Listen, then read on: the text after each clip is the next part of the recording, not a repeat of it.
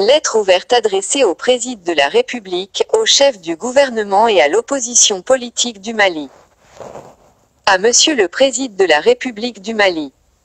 Excellence Monsieur Ibrahim Boubacar Keïta. C'est avec les cœurs meurtris que nous vous adressons cette lettre ouverte. En effet, notre pays le Mali traverse une crise politico-sécuritaire et sociale sans précédent. Le pays est pris en otage par des ennemis aussi bien à l'intérieur du pays qu'à l'extérieur. Face à cette situation qui affecte tout bon Malien, le silence est coupable. Monsieur le Président, votre première tâche consiste à respecter et à faire respecter la Constitution de notre pays, chose pour laquelle vous vous êtes engagé solennellement en jurant devant Dieu et devant le peuple malien lors de votre investiture le 4 septembre 2018. Cette responsabilité commande de lutter énergiquement contre toute forme de corruption ou d'atteinte aux biens publics.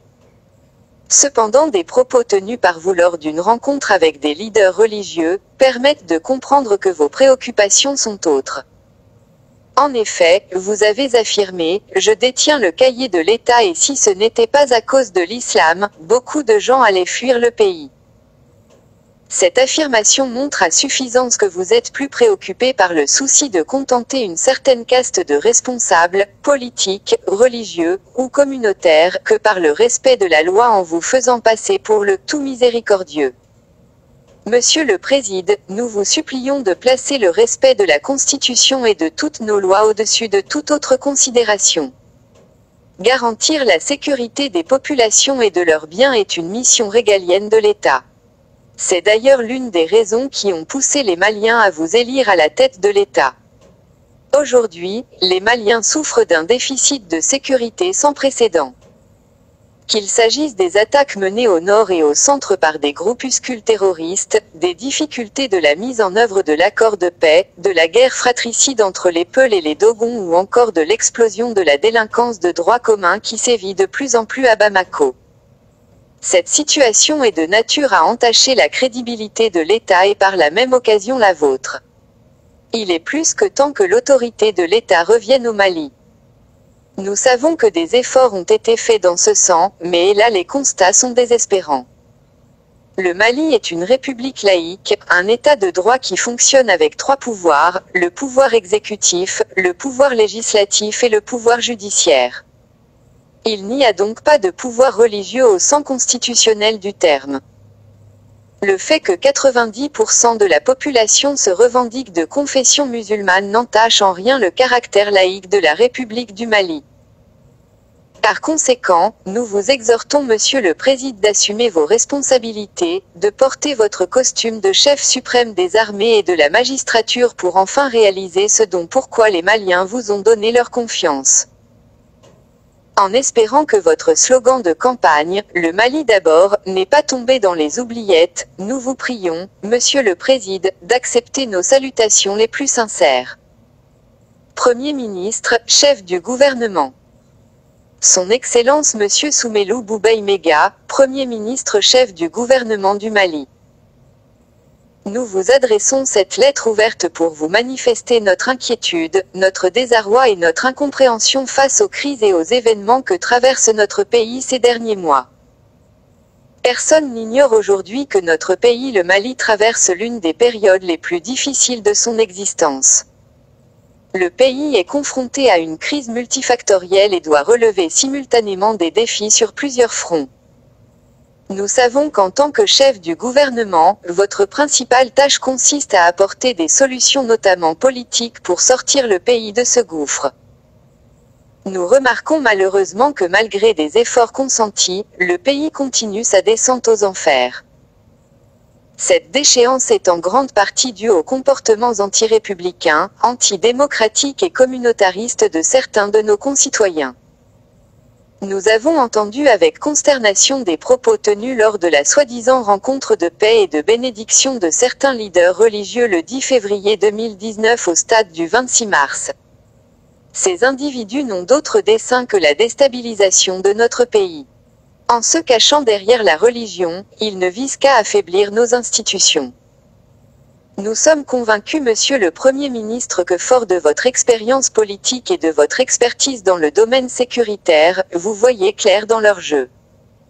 Il est donc temps d'user de tous les moyens démocratiques et légaux, pour empêcher ces individus de remettre en cause le peu de stabilité qui nous reste dans ce pays. Le Mali doit être mis au-dessus de toute autre considération.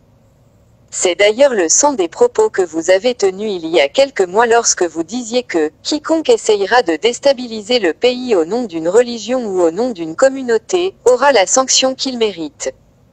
Il est donc temps de passer des paroles aux actes. Si vous n'entreprenez pas d'action pour contrecarrer ces personnes de mauvaises intentions, vous vous rendrez coupable de toutes les dérives qu'engendreront les menaces qu'ils profèrent. En vous souhaitant une réussite dans vos actions, nous vous prions, Monsieur le Premier ministre, d'accepter nos salutations distinguées. L'opposition politique du Mali. Chers membres de l'opposition malienne. Depuis quelque temps, nous assistons avec tristesse à la naissance d'un groupe que nous surnommons « opposition religieuse ». En effet, des leaders religieux à travers leur chef Mahmoud Dicko, le président du Haut Conseil islamique HCI, défient les autorités de l'État avec des propos et des mises en scène qui dépassent l'entendement. La politisation de l'islam, ou si l'on préfère l'islamisation de la politique malienne, qui est une réalité indéniable, est un phénomène qui doit inquiéter tous les démocrates de toutes les sensibilités politiques. Nul grief à ce que les musulmans participent à la gestion de l'État, nul grief à ce que des musulmans soient candidats pour des postes électifs. En effet, le musulman malien est avant tout un Malien avant d'être musulman. Cependant, la volonté affichée de Mahmoud Dicko et de certains autres leaders religieux est la remise en cause de notre modèle démocratique. En intervenant sur le terrain politique au nom de l'islam, leur volonté ultime est de remettre en cause le caractère laïque de notre pays. L'opposition politique malienne, loin de combattre cela, se rend coupable de façon flagrante d'une telle machination. Pour preuve, la présence de nombreux leaders politiques au meeting organisé le 10 février dernier par Mahmoud Dicko au nom du Haut Conseil islamique HCI. Cette rencontre avait été annoncée comme celle de la paix, de la cohésion sociale, de la prière, du pardon, celle qui permettrait au Mali de sortir des crises qu'il traverse. Malheureusement, les organisateurs ont une fois de plus abusé de nos concitoyens en jouant avec leurs émotions et leurs ignorances pour arriver à leur fin. L'esprit de dégagisme qui vous anime et votre incapacité à mobiliser vous font croire que la seule voie pour faire chuter le régime de Kibeka est une coalition avec les leaders religieux. Certes, la religion constitue aujourd'hui au Mali l'un des principaux leviers de mobilisation des masses, mais cela a aussi comme conséquence de faire des leaders religieux des faiseurs de rois. Un président de la République intronisé par des leaders religieux ne peut être indépendant. Or, l'indépendance de nos institutions est la condition indispensable pour sortir le Mali du gouffre. Nous vous rappelons que ce sont ces mêmes leaders religieux qui ont fait élire Ibeka en 2013. Si vous utilisez ces soi-disant défenseurs de l'islam pour faire tomber le régime de Kibeka, soyez sûr que les causes qui les poussent aujourd'hui à combattre le régime de Kibeka auront aussi raison de vous lorsque vous accéderez au pouvoir. La conquête du pouvoir ne devrait pas vous faire oublier les principes fondamentaux de la laïcité. En tant que leader politique, votre rôle consiste aussi à éduquer les populations aux bonnes pratiques démocratiques afin que celles-ci s'impliquent davantage dans les processus électoraux. Les 500 millions qui sont alloués au chef de file de l'opposition en la personne de M. Soumaïla Cissé, ne doivent pas être uniquement utilisés pour payer les assistants, les chargés de mission, les frais de déplacement ou encore moins des manifestations au slogan « Soumis champion et Fokoulouba ». Cet argent pourrait aussi servir à organiser des événements lorsque les intérêts du bas peuple sont en jeu, grève des médecins, grève des cheminots, les déplacés du Nord, etc. Nous vous demandons de récupérer votre rôle d'opposant politique, de ne pas vous laisser absorber par des pseudo-leaders religieux qui n'ont aucune légitimité pour jouer ce rôle. Le Mali n'a pas besoin d'un quatrième pouvoir, encore moins d'un pouvoir religieux.